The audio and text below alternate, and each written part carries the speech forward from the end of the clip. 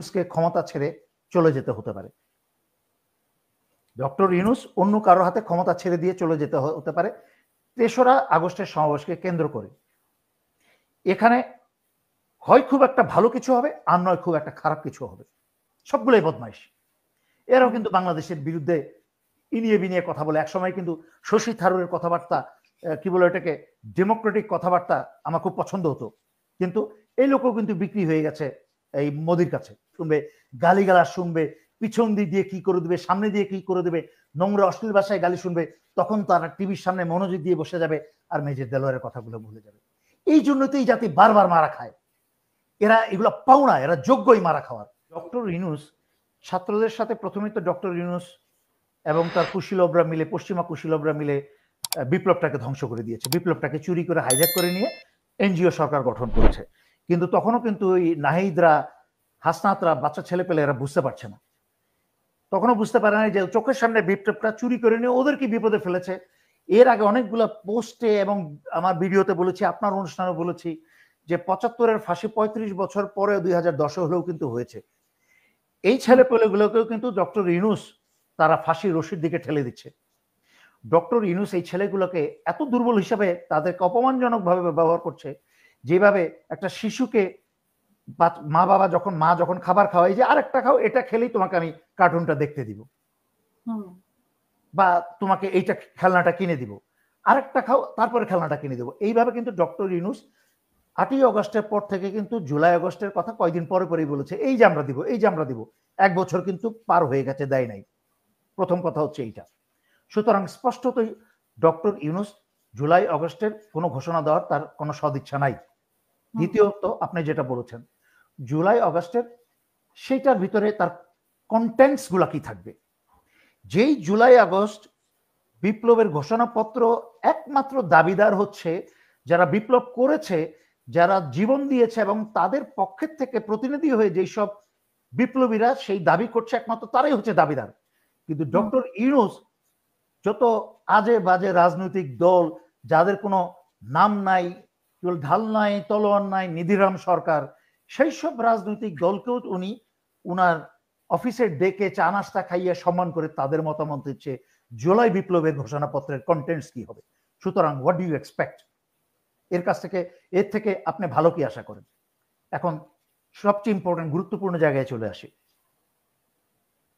৩রা আগস্টে এনসিপি যেই সমাবেশের ডাক দিয়েছে, আমি যতটুকু জানি সেই সমাবেশে জামাত এবং আরো সমমনা দল তারা অংশগ্রহণ করবে, এবং তাতে কিন্তু বাংলাদেশে, আমার মন বলছে, একটা ঐতিহাসিক পরিবর্তনের আর একটা ইতিহাস সৃষ্টির দিকে বাংলাদেশে যাওয়ার সম্ভাবনা, বিশাল সম্ভাবনা আছে।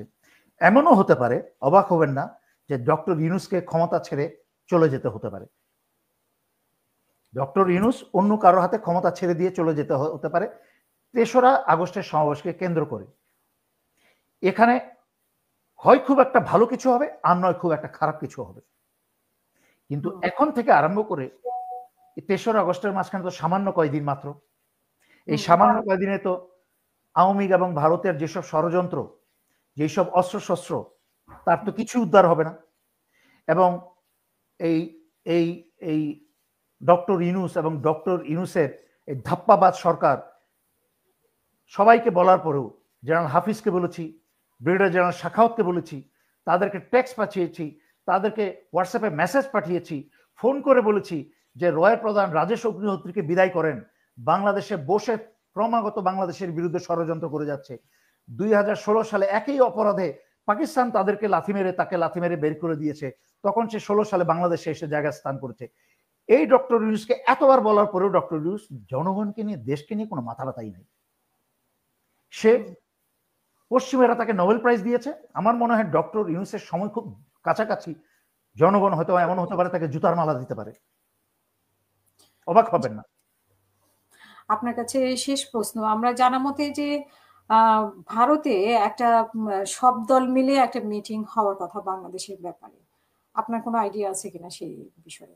আচ্ছা, আপনি খেয়াল করবেন ভারতের যেই কি বলে এটাকে, ফরেন সেক্রেটারি, সে কিন্তু চিরাচরিত বাংলাদেশে কিছু হলেই তো যেন তাদের কোনো প্রদেশের কিছু হয়ে গেছে। মানে মায়ের চেয়ে মাসির দরদ বেশি, বাংলাদেশিদের চেয়ে যেন ভারতের দরদ বেশি। আর ভারতে তো মলম বিক্রেতা আছেই, বাংলাদেশের সরি ভারতের সকল মিডিয়াই তো মলম বিক্রেতা মিডিয়া। তো ওই পররাষ্ট্র সচিব কিন্তু বলেছে যে গোপালগঞ্জে কি হচ্ছে আমরা নজর রাখছি। তাদের মণিপুর জ্বলে কিন্তু শেষ হয়ে যাচ্ছে, মণিপুর কিন্তু জ্বলে শত শত হাজার হাজার মানুষ কিন্তু নিহত হয়েছে, খ্রিস্টান প্রচুর নিহত হয়েছে, সেটা নিয়ে কিন্তু মাথা ব্যথা নাই, সেটা নিয়ে কিন্তু কোনো কথাবার্তা নাই। তাদের ভারতের ভিতরে কিভাবে মুসলমান মসজিদ ভাঙা হচ্ছে, কিভাবে মুসলমান হত্যা করা হচ্ছে, সেটা নিয়ে কিন্তু তাদের আভ্যন্তরীণ যে ভারত টুকরা টুকরা হয়ে যাচ্ছে সেটা নিয়ে কিন্তু তাদের মাথা ব্যথা নাই। কিন্তু বাংলাদেশ নিয়ে তাদের একটা, সকল রাজনৈতিক দল মিলে এটিকে আজকে প্রথম, এটা তো আজকে প্রথম না, এর আগেও কিন্তু হাসিনা পালানোর পর থেকে দফায় দফায় বাংলাদেশকে নিয়ে এই বিজেপি সরকার, কংগ্রেস সরকার, এরা সব মিলে কিন্তু একসাথে মিটিং করেছে। কারণ চোরে চোরে মাসতো তো ভাই, এই যে এক সময় একটা লোককে, ভারতের একটা এমপিকে আমি, সে বিদেশে পড়াশোনা করে বড় হয়েছে, তার কথাবার্তা আমি পছন্দ করতাম, কিন্তু বেলা শেষে এমন একটা কথা বলতে মুখে চলে আসছিল যে বলতে গেলে এটা অনেকেই মনে করবে হিন্দুদের বিরুদ্ধে, আসলে বিষয়টা তা না। এই ভারতীয় বদমাইশগুলা, এরা যেই দলেরই হোক না কেন, এরা সবই বদমাইশ, রসুনের গোড়া কিন্তু সবগুলোর এক। তো যেই এমপির কথা বলতে যাচ্ছিলাম, শশী থারুর, একসময় তার কথা কিন্তু আমার ভালো লাগতো, এই শশী থারুরকেও আমি এখন ঘৃণা করি, সবগুলোই বদমাইশ। এরাও কিন্তু বাংলাদেশের বিরুদ্ধে ইনিয়ে বিনিয়ে কথা বলে। একসময় কিন্তু শশী থারুরের কথাবার্তা, কি বলে এটাকে, ডেমোক্রেটিক কথাবার্তা আমার খুব পছন্দ হতো, কিন্তু এই লোকও কিন্তু বিক্রি হয়ে গেছে এই মোদির কাছে। সুতরাং ভারতের দলীয় মিটিং হচ্ছে, এটা নতুন কিছু না। ক্যালকাটায় তার চেয়ে বড় কথা হচ্ছে, ভারত তাদের প্রতিবেশীদেরকে নিয়ে শত শত বছর ধরে এরকম মিটিং করেছে। এই জন্য ভারত তাদের সকল প্রতিবেশীকে হারিয়েছে। আমি এটা নিয়ে আজকে থেকে 3-4 বছর আগে লাইভ করেছি, প্রতিটা প্রতিবেশীর ম্যাপে ছবি দেখিয়ে দেখিয়ে যে কি জন্য ভারত তাদের প্রতিবেশীকে হারিয়েছে। সর্বশেষ বাংলাদেশ বাকি ছিল, বাংলাদেশকে হারিয়েছে। বাংলাদেশ হারানোর আগে বাকি ছিল মালদ্বীপকেও হারিয়েছে। সুতরাং ভারত কি করছে এটার উপর আমাদের নজর রাখতে হবে, কিন্তু এটা নিয়ে প্রতিনিয়ত ভারত কি করে ফেললো, এটা করলে পরে আমরা নিজেদের কাজে মনোনিবেশ করতে পারবো না। তার চেয়ে খেয়াল রাখতে হবে, পচা শামুকে কিন্তু পা কাটে। ক্যালকাটায় কিন্তু আওয়ামী লীগের একটা অফিস করেছে, যেই অফিসে সবসময় ওই আওয়ামী বদমাইশ স্বরাষ্ট্র মন্ত্রী কামালের অফিস, ওখানে কামাল বসে সবসময়, ওখানে বসে শেখ হেলাল বসে, ওখানে পুলিশের মনিরুল বসে, এবং আগরতলা থেকে প্রায় বিমানে গিয়ে যোগদায়ী হচ্ছে বাংলাদেশের আয়নাঘরের খুনি সেনাবাহিনীর লেফটেন্যান্ট জেনারেল আকবর, যে বদমাইশকে আমি বহুবার ছবি দেখিয়ে বলেছি আকাম কুকাম। আরেক বদমাইশের কথা আমি এত বছর বহুবার ছবি দেখিয়ে বলেছি, সেটা হচ্ছে লেফটেন্যান্ট জেনারেল সাইফুল আলম, সেও ডিজিএফআই ছিল, পরবর্তীতে কিউএমজিতে ছিল। সেই বদমাইশও, তার বাসা থেকে শত শত কোটি টাকা পাওয়া গেল, সেও কিন্তু শেষ পর্যন্ত তাদের দুইজনকে যখন ক্যান্টনমেন্টের ভিতরে বসে রয়ের প্রধান রাজেশ অগ্নিহোত্রীর সাথে জেনারেল আকবর মিটিং করত, তখন বারবার চিৎকার করে বলার পরে কিন্তু এই বর্তমান হাসিনার রেখে যাওয়া কি বলে সশস্ত্র বাহিনীর যারা, তারাই কিন্তু এদেরকে বাংলাদেশ ছেড়ে পালিয়ে যেতে সাহায্য করেছে আগরতলায়। সেই আগরতলা থেকে জেনারেল আকবর আর lieutenant general Saiful Alam, disgruntled Saiful Alam and disgruntled Akbar, কি বলে, এরা গিয়ে ক্যালকাটায় ওই আওয়ামী লীগ অফিসে ওইসব মিটিং এ অংশগ্রহণ করে।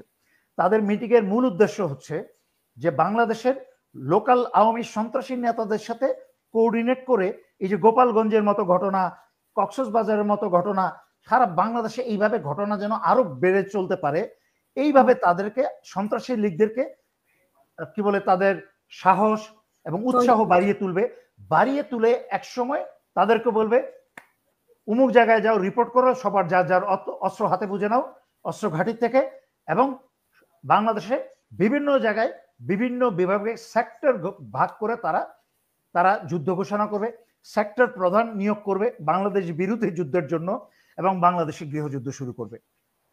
বাংলাদেশিদের তো সময় নাই, তারা তো এরপরে আপনার অনুষ্ঠানে পরে বাংলাদেশেরা যখন একটা মজার জোকসের আঞ্চলিক ভাষায় একটা লাইভ শুনবে, গালিগালাজ শুনবে, পিছন দিক দিয়ে কি করে দেবে, সামনে দিয়ে কি করে দেবে, নোংরা অশ্লীল ভাষায় গালি শুনবে, তখন তারা টিভির সামনে মনোযোগ দিয়ে বসে যাবে আর মেজর দেলোয়ারের কথাগুলো ভুলে যাবে।